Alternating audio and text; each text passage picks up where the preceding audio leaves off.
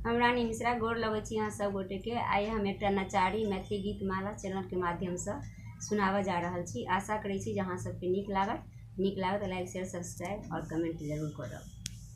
पीसल भांग हेरा गेलै बहिना गे, ताही लेल भोला खिसिया गेला बहिना गे, ताही लेल भोला खिसिया गेला बहिना गे। डमरू फेंकल कई, त्रिशूल फेंकल कई, सौंसे देह भस्म से होले पिलल कई। डमरू फेंकल कई, त्रिशूल फेंकल कई, सौंसे देह भस्म से हो ले पिलल कई, सौंसे देह भस्म से हो ले पिलल कई। रुद्रक माला तोड़ क छिड़िया देल कई बहिना गे, ताही लेल भोला खिसिया गेला बहिना गे, ताही लेल भोला खिसिया गेला बहिना गे। पीसल भांग हेरा गेल बहिना गे, ताही लेल भोला खिसिया गेला बहिना गे, ताही लेल भोला खिसिया गेला बहिना गे।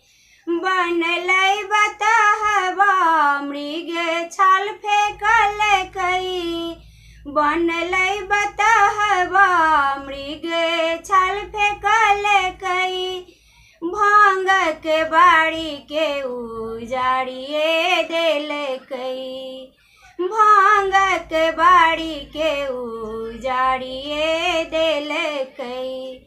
गर्दन में सांप लेपटा लेल कई बहिना गे, ताही लेल भोला खिसिया गेला बहिना गे, ताही लेल भोला खिसिया गेला बहिना गे।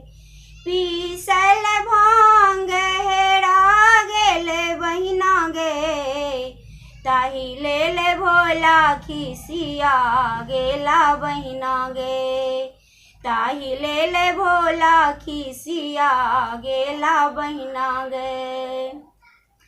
विकट सन रूप आई बनल कई मसानी, कोना का मनती कही कही मीठी वानी।